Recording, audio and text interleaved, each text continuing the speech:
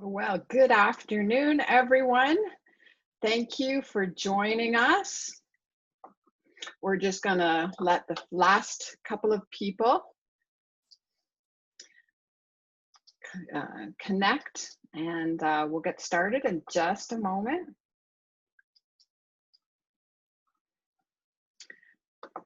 I hope you are having a wonderful Wednesday.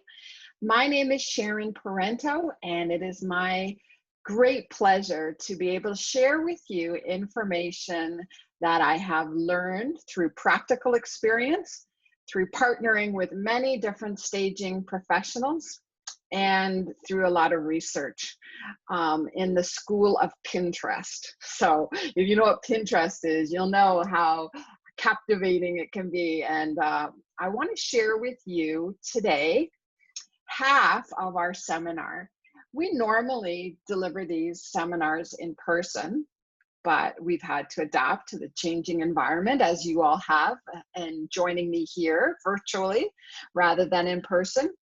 And today's seminar is going to set the stage, pardon the pun, for next week's seminar, where we're going to get into some very specific practical checklists, some before and afters and all that. But I want to spend some time today together establishing the higher principles, if that makes any sense at all, why it's necessary, how we achieve some good results, just exactly kind of start at the basics, because I don't know what you know.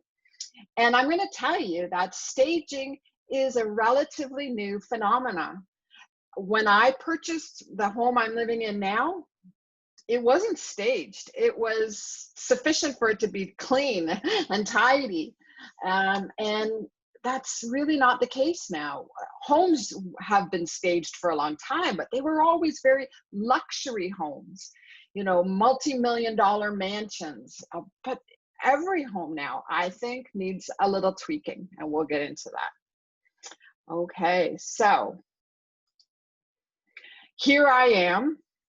My name is Sharon Parenteau, and I'm a realtor. And my passion is helping to equip people to make good decisions in their life. I work a lot with transitioning older people who may have been in their home a really long time, maybe 30 years, 40 years, sometimes even longer. And part of my job as a realtor to get them the very best result possible is to help them understand the current way that business is being conducted. And staging is just a part of that, right? So we've been reaching into our communities for the last 4 years, creating seminars and educational programs. Right, I wrote a book on downsizing, and what you're getting today is one of the chapters of that book. Because I understand that if you are not working in this realm every day, this is all very unfamiliar to you. So I want to make it easy. I want you to make good decisions.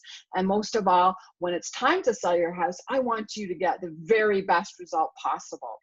I have some startling examples where it really comes down to making money for you. It's not a make work program, it's a make money program. And that's the only reason you can really justify what we're going to talk about in terms of effort and money too. So let's talk about the order of events here. We're going to start with the introduction. We're going to answer some key questions. And what is staging? Why is it critically important to successful home sales? And then we're going to look at some examples of real life versus visual marketing. Okay, so stick with me, and there is a chat box at the bottom of your screen maybe, or I'm not sure where it's moved to on yours, but if you have questions, please type them in, and we'll do our best at the end to answer as many as we can. You also need to write them down perhaps so that you don't forget them, because I know if I don't write it down, it's gone. Okay, so let's talk about staging. As I mentioned, it's not something that everyone is familiar with. Perhaps the last time you sold a house, like me, you didn't stage it. You just made sure it was tidy and presentable. But Now staging is done just before it's listed for sale. It's the last thing probably that happens before the photographer arrives.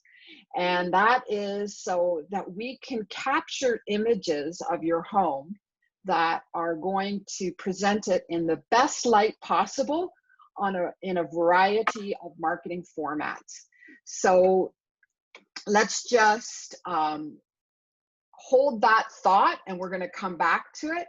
And I'm going to show you what I mean by that. So this is probably what your husband thinks staging is. Just 47 pillows. And I'm not going to lie, we do use a lot of throw cushions. That's definitely part of what we do. But that's not the entirety of it. There are some higher goals than just spending at Winners, although that's very fun too. So this is going to be some of the principles of staging, and then you can apply it to your own circumstance, right? And as I said, we'll move from principle to practical in step 2 of this seminar. So what is staging? What is it? I mean, we are setting the stage in a sense, right? Like that idea is definitely related, but it's a preparation of your house that is aiming to create something that is both cozy and comfortable, colorful and inviting, and it's taking the way we normally live, because nobody lives like the picture we have here, and creating something that is broadly appealing.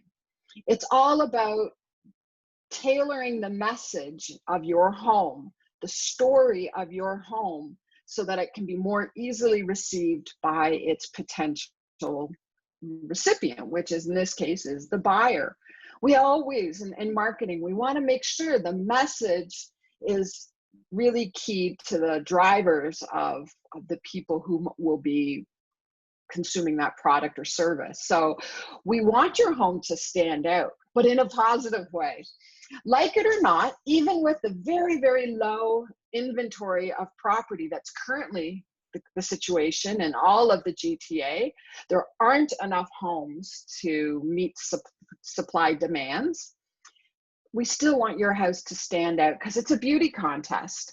And we do know that homes that are appealing to its buyer net more money. And I'm going to prove that to you. And at the end of the day, what we're trying to create is that wow effect, that when people walk into your home, when it's staged, they go, wow.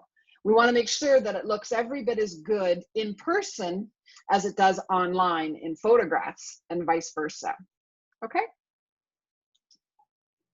So how does staging begin? Well, it starts with a consultation, and they come, the stager comes to your home, and lots of times they will bring an assistant, they'll take measurements, they will work with you ahead of time to create the ultimate best palette for their services. They're trying to create, in a sense, an empty slate. A blank slate, so that they can come in and stage your home. And that can really vary. Most people want to know, Melissa, could you mute everyone, please? Most people want to know, what does it cost? And there isn't any simple answer, because staging can run the realm of a vacant home with furniture that is rented and brought in and artfully placed, or it can be using your existing furniture as the basis, and we're really just doing a showcase of the property with new accessories, like I like to call it a fluff and puff, right? So are we going for the full Monty, in which, you know, we've got a moving truck and we've got an 8-hour day of moving pieces and placing them and hanging, you know, pictures? Or is it just really rearranging furniture and everything? Obviously, the more intensive this process is, it's obviously going to cost more money, right? That makes sense. So really the expensive part of the whole ordeal is the renting of the furniture. Anyone can go and rent furniture.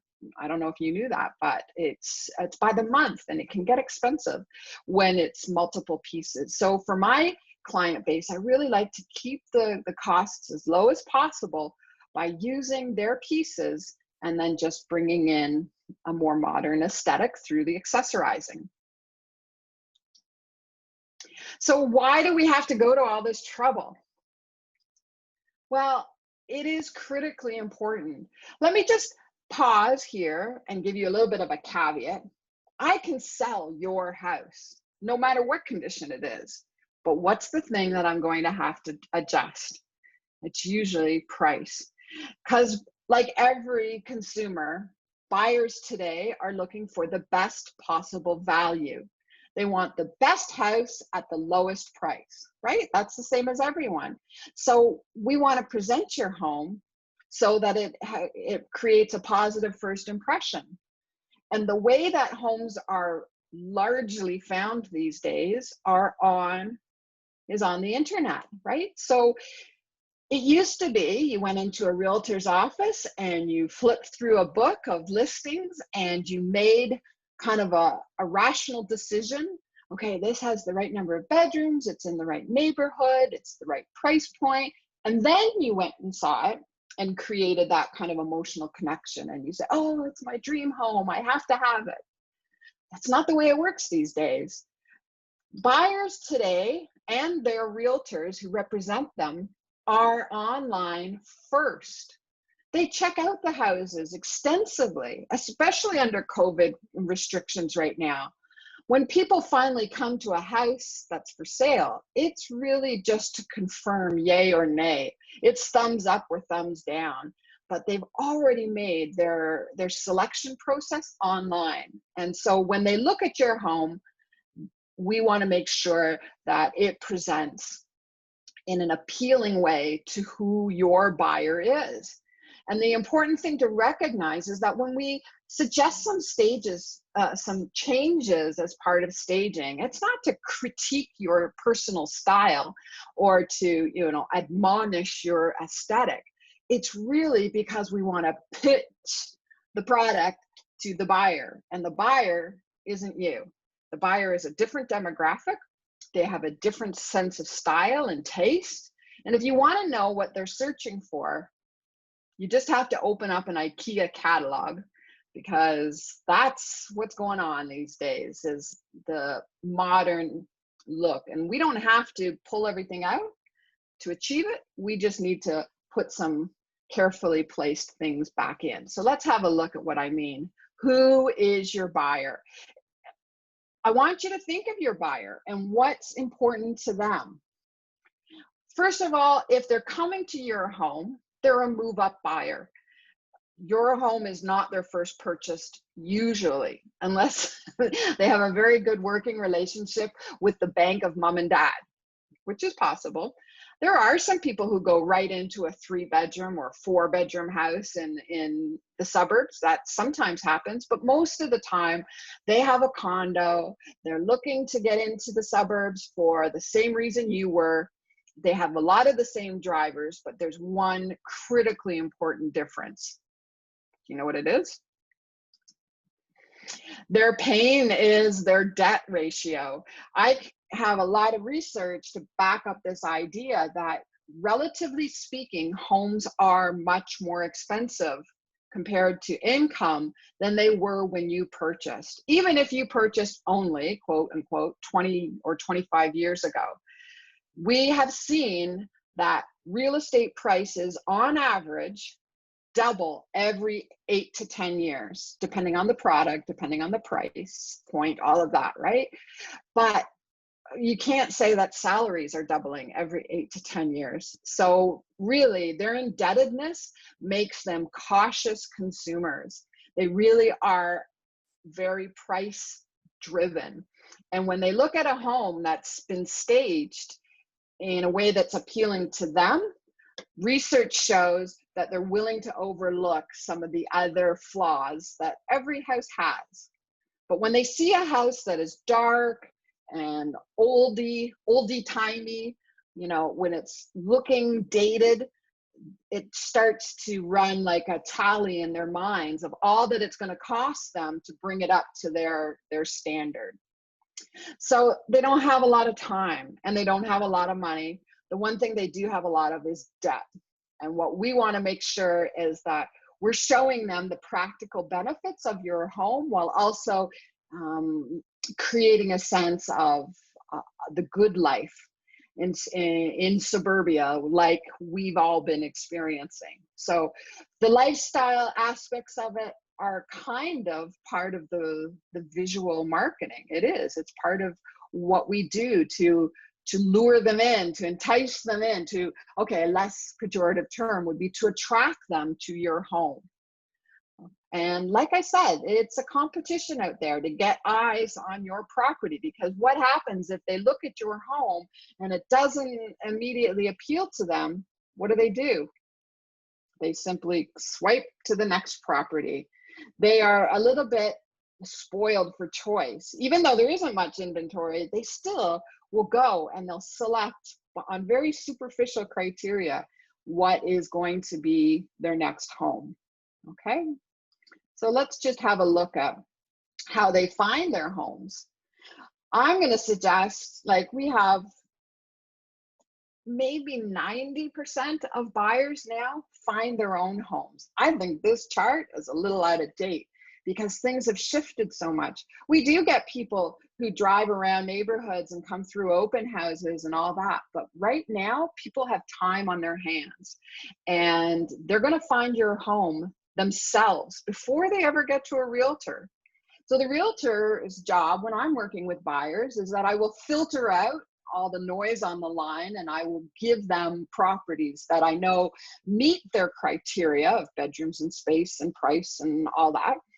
But I'll also be editing out the ones that I think look like they're just too much work or bother, that, you know, so even realtors are selecting based on appearance. So when we market properties, we make sure that we put them out to a multitude of sources. It used to be in the old days that realtors put a sign on the lawn, they listed it on MLS, and they just waited. They waited for the buyers to come to them. And it was a very passive process, and you didn't really have much control over how your property was received. You really just had to wait it out. Well, that is not the case now. We actively create messages about our properties and put them into all kinds of different platforms to sell them. I can't rely on MLS alone to sell properties. Eventually what happens is, like, when we put something out onto Facebook or YouTube or any of the other sites that we use, it eventually drives them back to MLS so that they're looking at it on realtor.ca, but that's maybe not how they were hooked into it, if that makes any sense. So Facebook and Instagram and obviously YouTube, these are all very visually dominant sources of information. You've got to think that they process information differently than we do. A lot of text, a lot of reading, a lot of blah, blah, blah. That's not what captures their attention. What captures their attention and leads them to the website where they can get more information is going to be the way your home presents online. I cannot emphasize this enough, that with this being our marketing platform for your home, if we start off kind of limping in the photographs department, and I'm going to show you what I mean by that, it's going to be so much harder to get the property sold. So this is a real life example from my own business practice. This is a home, a beautiful home on a huge lot, like half-acre lot in the center of Richmond Hill.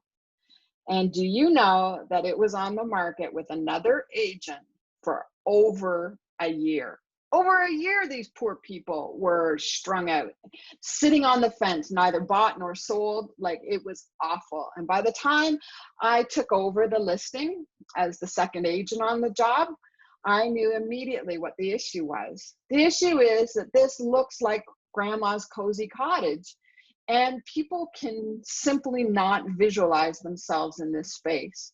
This is how they lived. And you know, God bless them. There's nothing wrong with that, except we're not trying to sell your lifestyle. We're trying to sell an aspirational lifestyle, if that makes any sense to you. If you know what I mean by that, is that, no, let's just look at that center picture of the fireplace room. We've got nice lazy boy chairs, you know, a recliner rocker, like, fantastic. That's the way they live. But a couple in their 40s doesn't relate to that. It doesn't connect to them on any level. It just reinforces the message that this house is going to be a lot of work and a lot of money to bring it up to snuff. And when we look at the dining room picture, like that whole section of the house is paneling and hardwood, and it really actually is a nice feature, the hardwood, but it becomes overwhelming. And again, people are looking at it thinking, geez, this is a lot. This is a lot that we're taking on. And I don't think we're ready to take on a total renovation.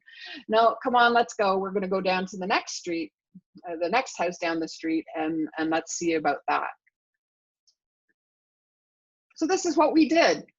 We took it over. Now, I have to tell you that my clients were very reluctant to stage the home, because it just wasn't part of their experience. It wasn't part of what they thought it required to sell the house. People should be able to look past this. Don't people have an imagination? Blah, blah, blah, blah, blah, right? That's kind of where their thinking is. And you know what? I don't blame them for thinking that. But when you look at the transformation from left to right, you can see why we were able to sell the home and the agent prior to us was not. It comes down to simply that. How long do you want to be on the market waiting for somebody with enough imagination and a willingness to take on a total renovation, or they can see themselves in the home, even if it does require renovation? It still speaks to them as being a home they could live in while they worked on it. The other one does not. So interestingly, we just sold a home in Richmond Hill that had a completely original kitchen to the 1980s. So it had the white melamine cupboards with the oak pulls. We knew that this kitchen was going to be completely torn out and renovated by the new buyers, as it was. But I still recommended to the sellers, the clients, that we paint the kitchen cabinets so that they weren't so yellow.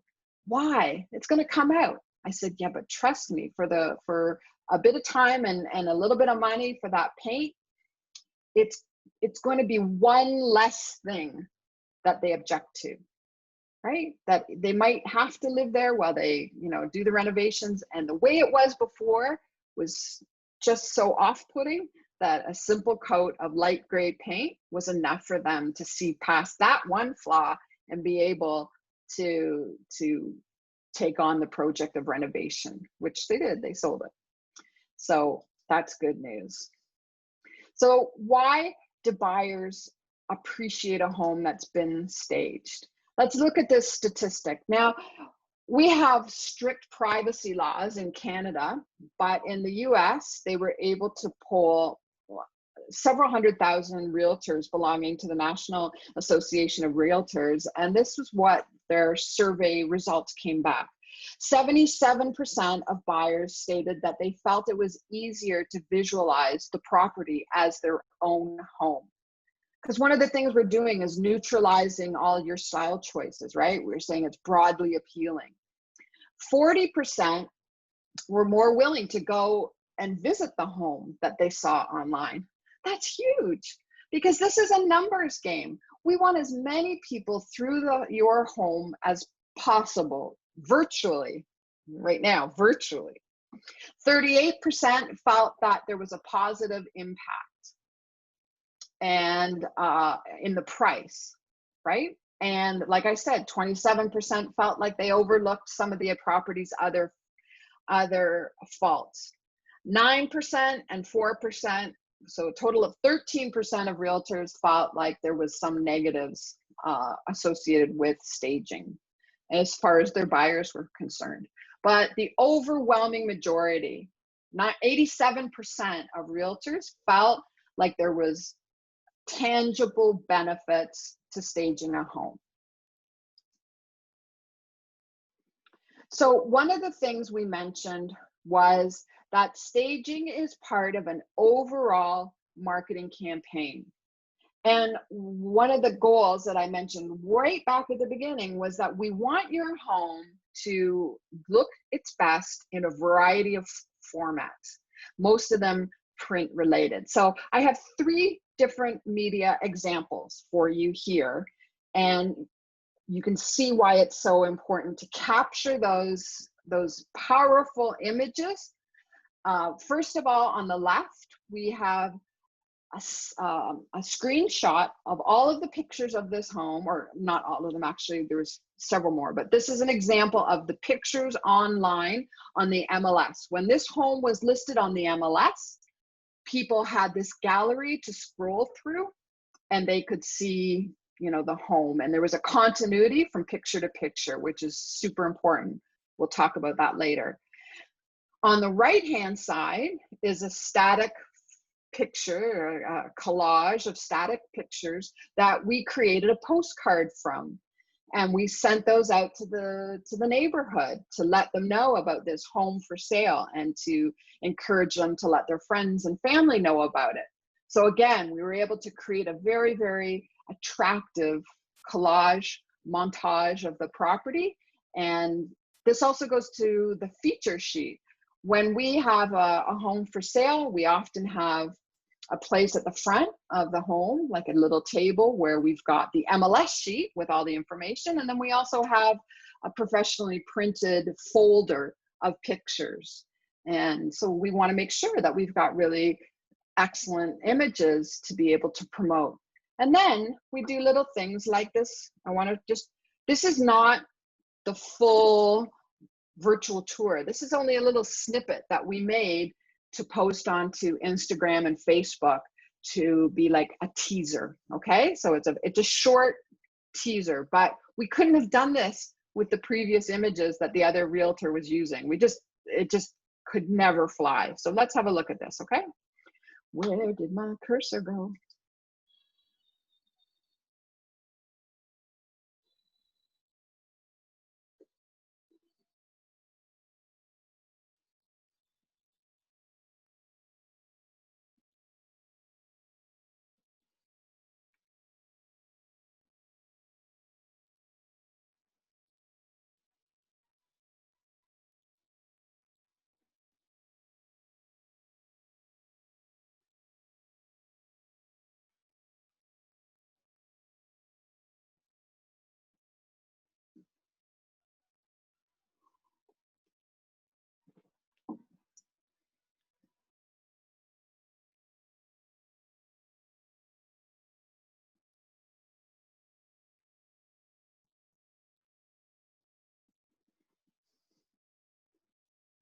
Oh. So we do 10-second, 30-second, 1-minute type videos, you know, different platforms. But this one it shows you that we have great tools once we get the property professionally photographed after we get it professionally staged. So let's move on. It's an essential component to any marketing campaign where we're going to put it out to all those different sectors like we mentioned. Okay, so what are the benefits of staging to the sellers? Well, there's only one thing that most sellers are really concerned about, and that's the price. That if I can show you, demonstrate to you, as we do here, that staging creates a better price outcome, then I think that's a very good motivation to consider doing it when it's your time to sell. So you can see that fully 50% of realtors feel that it has increased anywhere from 1% to 20%. Now that's a big gap, right? I don't know what the average is, but even if it was at the lower conservative end of the spectrum, let's have a look at what that means.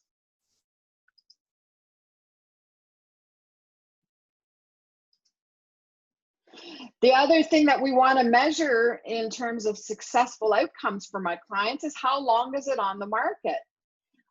When a home is not staged, we're waiting for a unicorn. We're waiting for that buyer, that unicorn buyer that has the imagination to see past it being dated or cluttered or dark. And it's going to net a lower price. Obviously, they're going to try to bargain the price down, but it's also going to take a long time to find that buyer. So if your goal, and most people's is to get through the aggravation and the disruption of having your home on the MLS, well, we want it done as quickly as possible for you. It is very disruptive to have your home listed for sale. Make no doubt about it. I don't deny that in the least. So we really want to lower, we really want to minimize the time on market.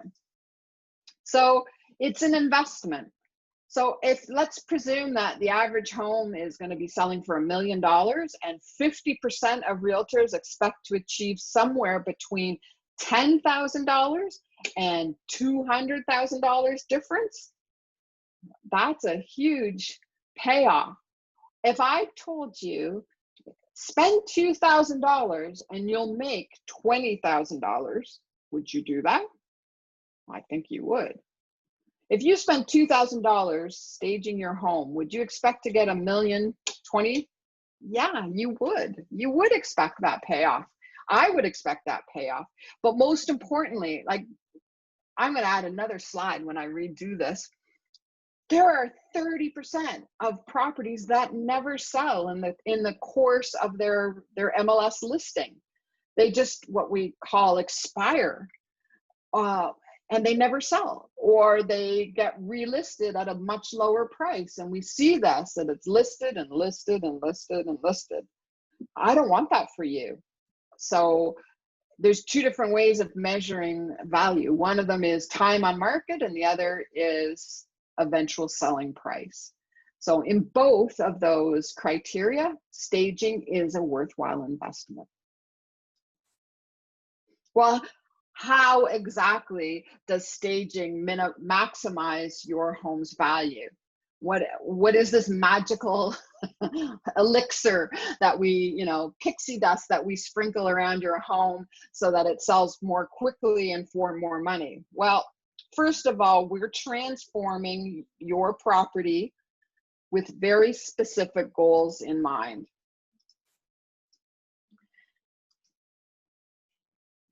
We're creating a positive first impression by enhancing the light and brightness, the spaciousness. We're going to establish a flow. We're going to restore function. And we're going to create a feeling, an overall feeling. Remember, we talked about that wow factor. None of us live in wow. You know what the opposite of wow is? It's MOM. You turn it upside down. It's MOM. My house looks like I'm a mom because that's the way I live. And what we're working towards is something much more like a model show home. And we're going to get into some ways that we're going to do that specifically next seminar. So part 2, we're going to give you some, checklists to work through, but let's just show and tell you the difference because it's very powerful. So we talked about it being light and bright. Lightness is really key to a positive outcome. It's just so much more welcoming. Oh, keep losing my cursor. So this is the same home, and you can see that the overall color scheme of this home is, this tan colored wood.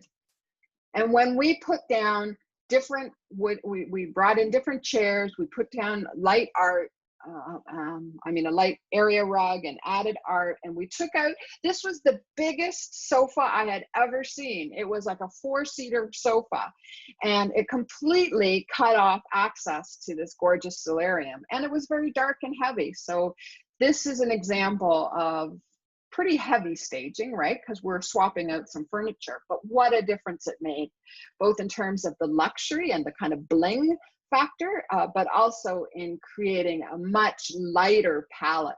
And that was one of our primary goals in staging the property.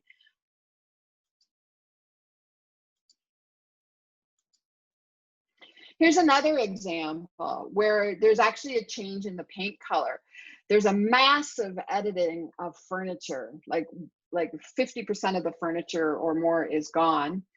And we have taken down, I didn't do this, they took down the heavy curtains and painted it out. And you can see that those windows are really, really beautiful, but they're being obstructed by those red curtains. And so this is a really good example of moderate staging where we're doing something a little bit more than just rearranging furniture. In this case, it's pulling down curtains and changing the wall color. That does, I think, qualify to be under the staging umbrella.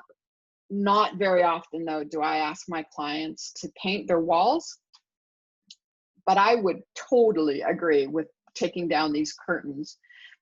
Even if it meant we had to replace them, like we did in the other one. In the other property that I showed you, we took down the floral curtains and we put up just plain white panel curtains. Oop. Now, the other thing we're looking to do is to enhance the spaciousness of the property, because remember, people are looking for the best value they can afford. So the bigger the home appears, the better value it seems. Makes sense, right? So this is another property that we listed after it had been listed with another agent. So we are agent number 2 on this one as well. And when we look at this, it is a great room, but it feels closed in, and there's 2 or 3 things going on, but I'll show you. That's the before. It was listed with another agent, did not sell, and then we had the property staged and it did sell in, I think, 11 days. I think that's about it. So first of all, the camera angle has changed. I know somebody's going to mention it, so I might as well address it. We've pulled back a bit, right? So that we're not getting the edge of the dresser. And as a matter of fact, we've taken out the TV. We've actually added in 2 chairs, but the combination of the lighter bedding, the little pop of red that is throughout this house, and really just modernizing, taking out the heavy wood tables and putting in something that was a bit sparkly, all of this creates a lightness that is much more appealing to current buyers. So this home was situated in it backed out onto a maple forest, and we were listing it in September, and the leaves were just starting to change. And so when I spoke with the stager, I said, we want to really emphasize that backyard that's starting to turn red. So I want little pops of red in every room. And so that when we photograph the outside and the inside, it's all a very cohesive package. And we brought that into our print marketing. We changed the color story of our postcards and our feature sheets to reflect the color story of this home, because to me, the primary benefit of this home was its lot. So backing out onto a maple forest in Markham is not that common, and I really wanted to emphasize that feature. So staging was part of that, part of the story that we're telling. So again, spaciousness. This was a problematic property. It's a townhouse, and it was tiny on the main floor. And the client had a huge sectional sofa, which was the way they wanted to live, no problem. But the wall had a big wall unit on it. We had a huge leather sectional sofa, and it was just felt so cramped. So we took the sofa out to the garage and we got rid of the wall unit. It wasn't going with them to their new house anyway, so no worries. And I didn't love the green wall color, but we used it as a kind of jumping off point for some botanical kind of hints all around. So you can see that we took what was a real negative and we maximized the spaciousness. Like, it's still a tiny little townhouse, like nobody's going to be fooled by it, but at least it wasn't, you weren't like shuffling past the sectional sofa to get it, you know, in or out of the room. So that's really key. It helps to see the value of it and present it in its best possible light. And here is an example of a property where this is a direct comparison, not to this townhouse, but to another property that we listed across the street. This home sold for $47,000 less than the property we sold that was staged. And why? Because it feels cramped and it feels dated. There was no big difference between the properties, but let's just look at what we could do here. What could we do to lighten this up?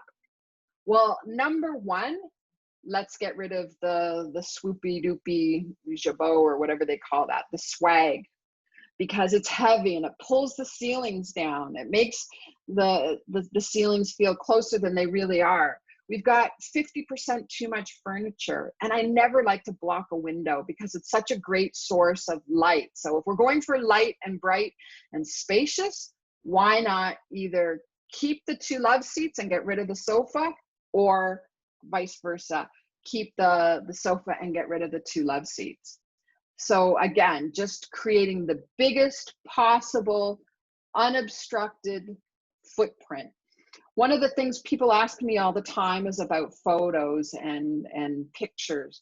Should the pictures come off the wall? Yes, they absolutely should, because lots of times they are breaking up your eye line, and the bigger unobstructed eye lines we can create in the home, the larger it feels, the better it photographs. Make sense? Okay, so we also want to talk about flow. When somebody is coming to look at your home, it's not just one person or two people, it's a gaggle. We want to make sure that your property has enough space between the pieces of furniture to accommodate a gaggle. And definitely, like we just said about features that are selling features, we don't want to obstruct any of the big selling features. In this case, the master bedroom here had a walkout to a deck. And prior to our staging, it was almost inaccessible. The bed was on a different wall, the dresser was on a different wall, actually a third dresser in there. So we pulled everything out, we rotated the bed so that you could see the foot of the bed from the doorway, and we made sure that when we photographed that property that we could see that walkout, because that's a big feature. It's a selling feature. We want to emphasize the positives and minimize the negatives always. Here's another example. This is that same tiny townhouse, and this also was a complete decluttering, bringing down of things, and we swapped out the original kitchen table for a glass kitchen table because it just was, that transparency made the room feel much more spacious and bright and airy, definitely. But the big thing is there's a hot tub on the deck behind those shutters. And we wanted to make sure that when people were coming through, that they didn't have to squish past the kitchen table. So we moved the kitchen table, we got a smaller kitchen table and a glass kitchen table. And all of these things help to create an unobstructed path through to that big selling feature, which is a hot tub on the deck. So flow is very, very important. So far we have got light and bright, we've got spaciousness, and we've got flow. Here's another example of impeded flow. Now, obviously we don't photograph with people in it working and preparing it, obviously. But this is kind of the culmination of all of those things, right? Everything that we've seen so far. We've changed the dining room table. We've changed the art to be more contemporary. Abstract art in general is what we work towards using. And we've made sure that there's nothing in the way. There's actually a sofa, kind of the back of a sofa, which means you'd have to walk around it to get through to the kitchen passage. So all of that had to come out. Creating flow. And then function. A lot of you who have 3-bedroom or 4-bedroom homes, now that you might be empty nesters, one of those rooms has become a catch-all, or it's been turned into a den or an office. So whenever possible, we want to show the function that the room was intended for. It's not always possible, and I get that. We got to work with your real life situation. But remember that house that didn't sell, and it was listed, and it was the one with the maple forest? Well, this is how the bedroom presented with the previous agent. It's not just that it's ugly. People look at the picture and they forget that it's a bedroom. It just looks like an ugly office, right? And it's supposed to be one of the primary bedrooms. It's actually the second largest bedroom compared to the master in this home. And look what we did instead. Remember I said those pops of red? So do you know what that is? That is an air mattress on milk cartons.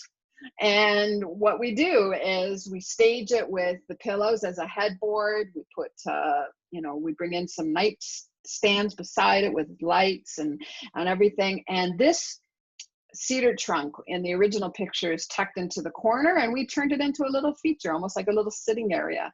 Again, to maintain our marketing message that this was an upscale luxury home with a little bit of pizzazz. Not too much, just a little bit of pizzazz.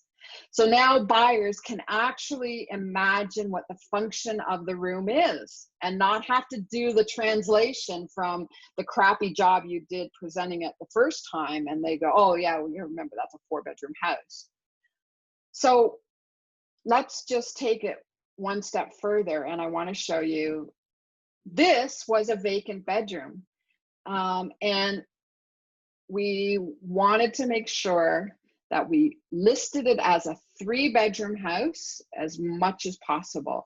A 3-bedroom house is a 3-bedroom house, not a 3-bedroom. And this one was actually vacant because the downsizing client, their child had moved out, and it was just an empty room. And so again, we used the old air mattress on milk cartons, and we made sure that this presented as a bedroom. Now, this is an interesting one. This is a condo that we sold. And like a lot of condos, it has the +1. And sometimes you really have to use your imagination as to where that +1 is. In this case, we wanted to make it abundantly clear that this area, which was not closed off, it was on one side open to a bathroom and the other side open to a bedroom, but it still had a function.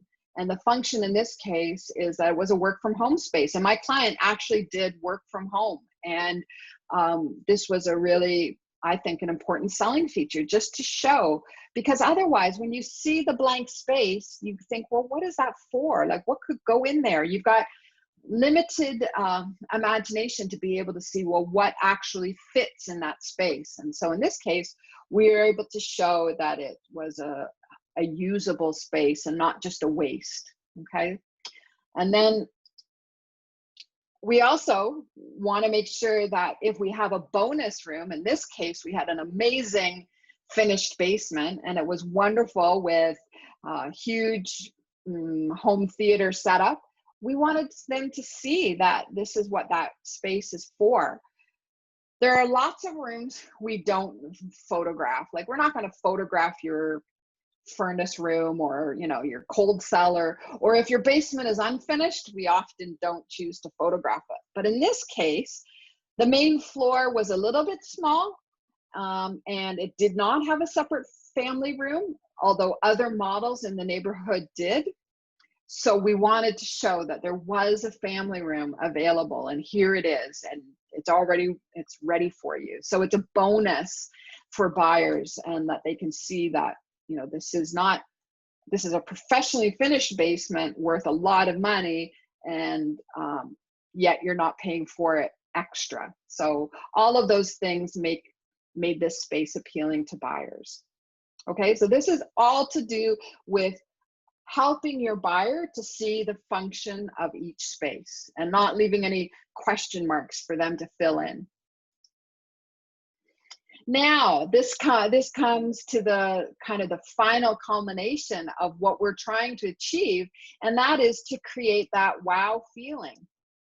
We want to create a positive response. Remember, they've already made the left brain evaluation, right? They've come to see it, or they're looking at it because it meets their maximum price. It's got the number of bedrooms, it's in the neighborhood, all of those things that are very logical and analytical. But now we want them to connect to it so that they'll actually get out of their house and, you know, come and see it under normal circumstances.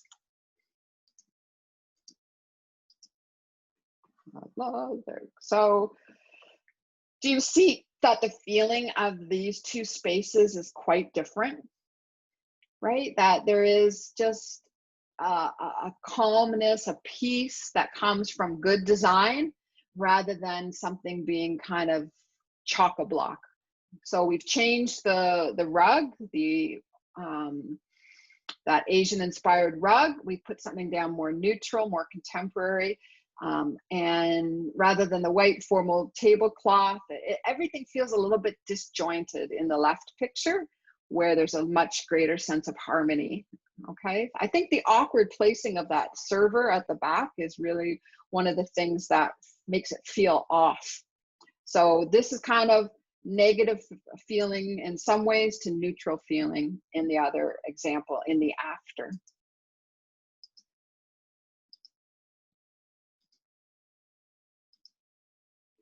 So obviously nobody would sell their house with their bed unmade and, you know, the fan on the side, but maybe they would.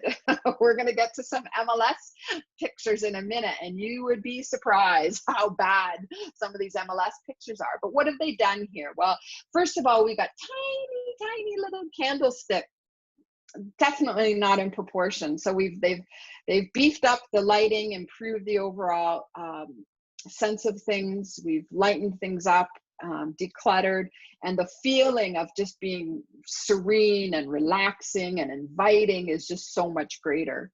Obviously, I know, like, nobody's going to sell their house with the bed unmade, but I just wanted to show you the before and the after and how we are creating a feeling.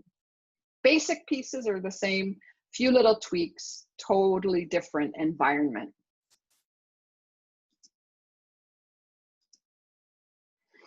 So this was a condo that we sold in Aurora, the one that had the little office I showed you before. And people universally had the wow to this condo. It was a wow. And most or all of the furniture is the clients. We did do a few switcheroos. Like, for example, see that leather sofa in the living room picture? It was actually rotated 180 degrees so that when you walked in the front door, you saw the back of it. And I just simply suggested to them that we rotate it so that it was underneath the window. It didn't cut off any of the light, but it just made the room feel so much grander.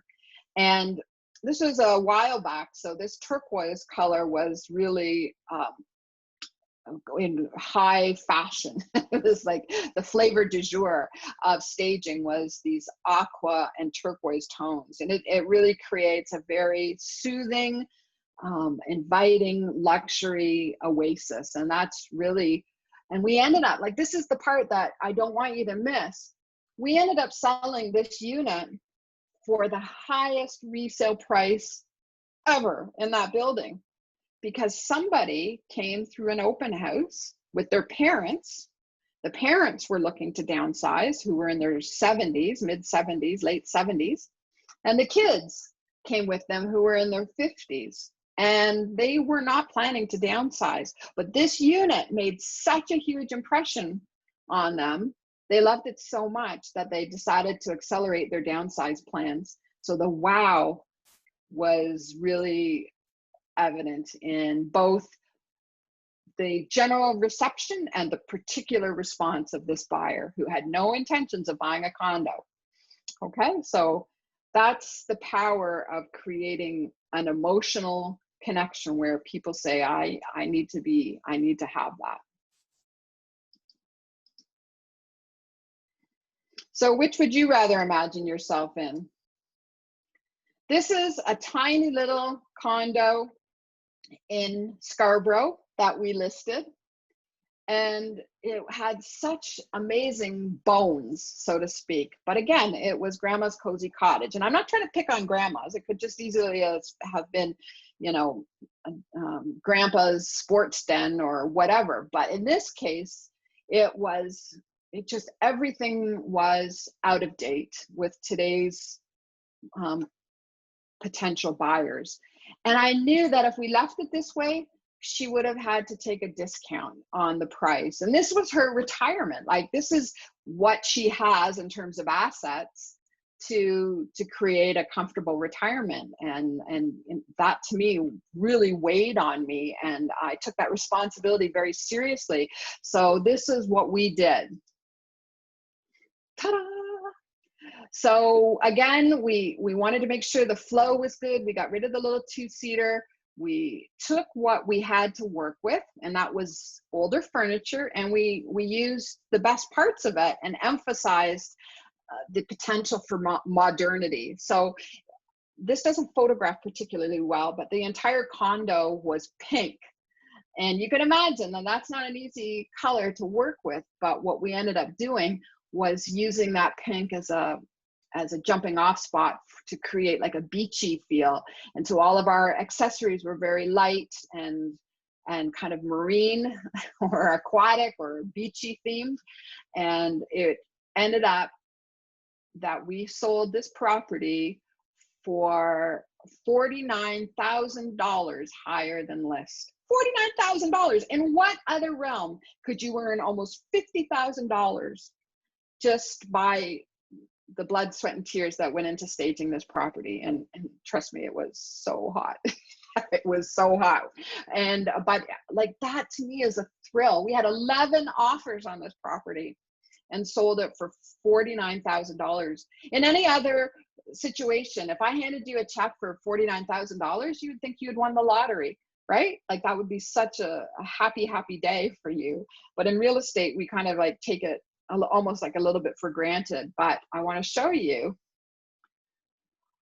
what we were able to do in the before and the after.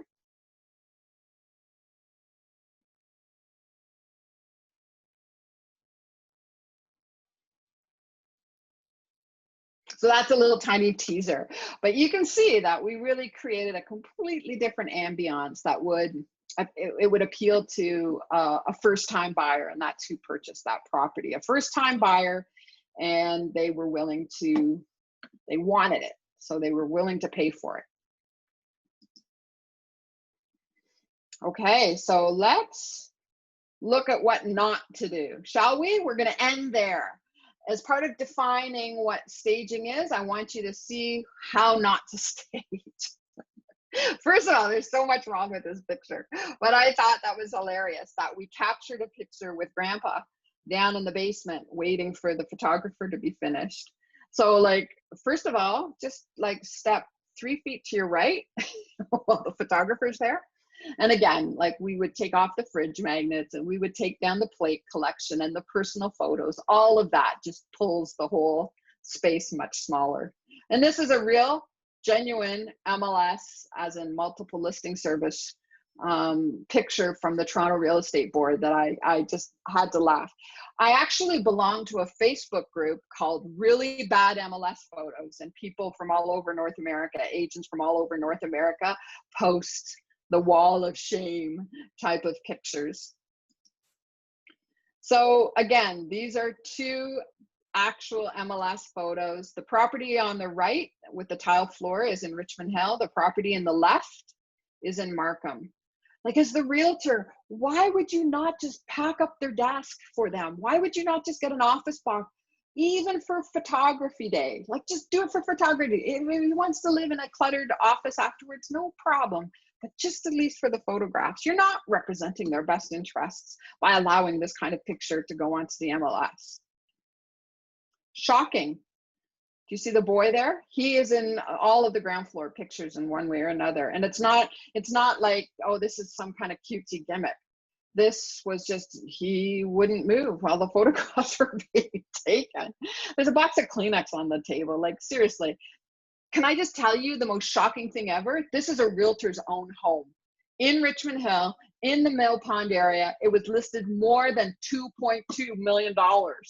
And this is the kind of, it's like almost like, you know, the old adage about the cobbler's sons having those shoes. This, shocking. Realtors are the worst offenders, I tell you.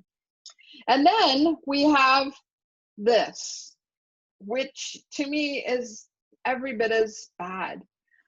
There is too much of a good thing. Like, I don't work with every stager out there. I really want to preview their work and see what their aesthetic is. There's no reason for this couch to have 5 cushions on it. Like, every spare inch of this property looked like this.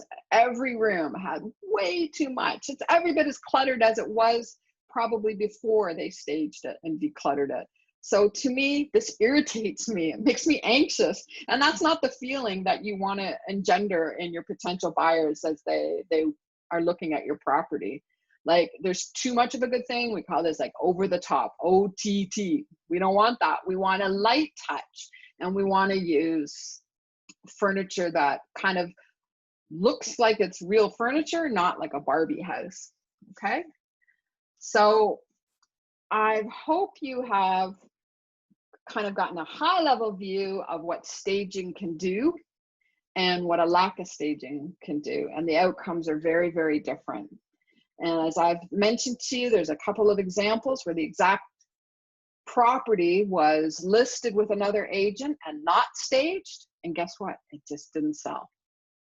Then we listed it, we did stage it, we promoted the heck out of it, and it did stage, and it did sell.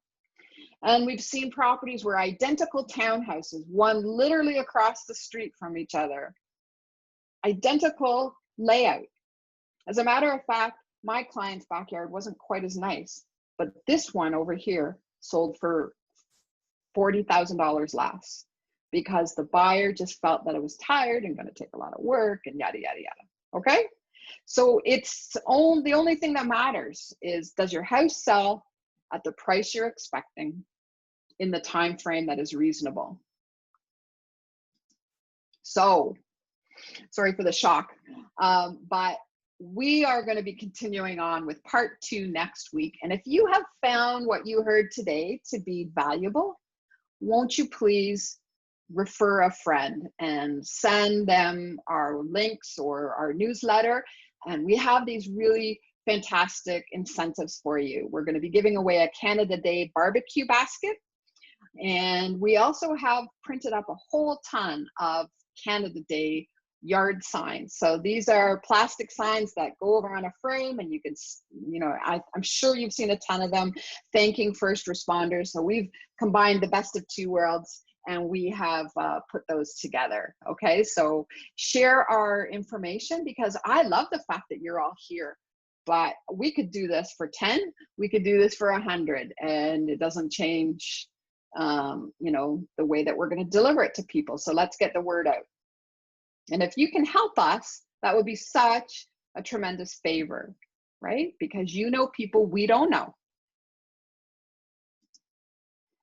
Okay, I'm going to answer your questions in just 1 second. I want to tell you about the other webinars that we've created, and all part of our service package of helping people to get ready to downsize.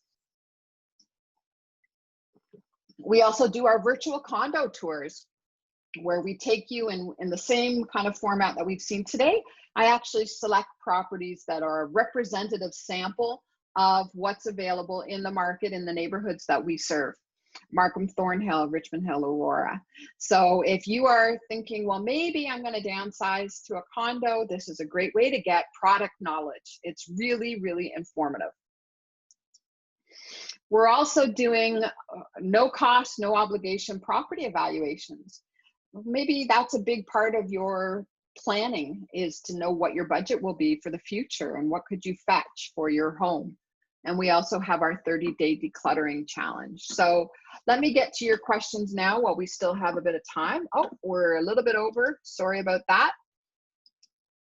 Okay, on the dining room picture, was the window molding removed? No, no molding was removed. This is all just very cosmetic changes. Nothing that we showed you there, except for the one picture where the peachy colored paint was swapped out. Everything there was just, pardon the pun, but window dressing. Okay.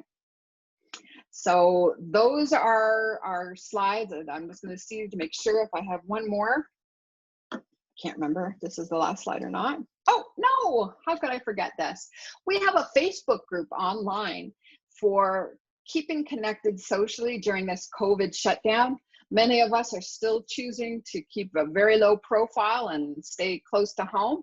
And that's wonderful and great for our physical health, but sometimes it's kind of lonely. And I'm going to tell you, frankly, often boring. So if you'd like to join our Facebook group, I would love to have you come with us. We do things like play bingo online, and I post silly and also inspirational and hopefully informative things. You're welcome to post as well. But really, I have 6 or 7 orders for the Canada Day flags. Please message me if you're going to share our information. I'd love to get them to you. I'm living in fear that they're going to remain in my minivan past Canada Day. So you are more than welcome to one. Just let us know, okay? So thank you so much for your time. If you have any questions, you can unmute yourself or you can type in the chat box. I'm just going to go grocery shopping in a little while, so you're not keeping me from anything if you want to hang out. We are past our hour. If you have to go, I understand, but if you'd like to post a question, I'm happy to answer it.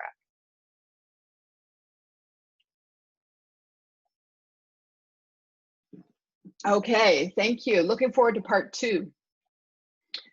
Reclarify, if you do the staging or you hire someone, is there an added cost? Okay, so that's on a case-by-case basis. We look at that together. I'm going to say, in general, my principle has been that you are responsible for any of the preparation of the home, and I am responsible for all of the promotion of the home. And I think staging falls into preparation. So for example, if your carpets needed cleaning, that would be on you. If your paint needed refreshing, that would be on you. And I think staging is the same kind of cosmetic improvement. That being said, it's a point of negotiation on an individual basis, okay? So what we want to count on is probably for most homes right around $2,000. And like I said, at the low end, on the conservative side of the scale, you invest $2,000 and you'll make $20,000 more. Or in the case of the brownstone townhouses, it was $40,000 more. So I'm very convinced of the merit of it. And I do think it's a good investment on your part to get a good quick sale at a high amount.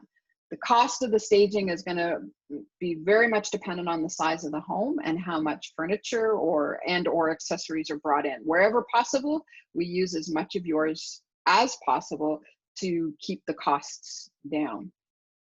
But I'm going to tell you that the $2,000 you invest in staging, not only will it pay off on your side, but I'm going to tell you, I totally match that in the costs that I take on for videography and photography. All of that is professionally done.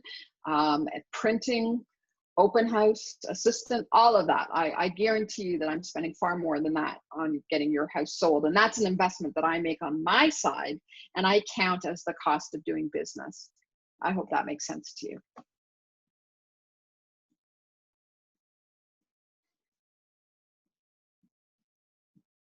Okay. Can I just also say, I mean, it's not professional to disparage other colleagues, and I'm not trying to do that, but there are realtors who say they throw in staging or they include staging as part of their fees. And I'm going to tell you, I've not yet seen one that I thought was really well done. Like, everything, you know, you get what you pay for. And I appreciate your time, Sherry. Thank you for being here. And we look forward to following up with additional resources. So thank you. Thank you for your time. Come back for part 2, and even better, bring a friend. Okay? Awesome. Thank you again. I'm going to end my screen share.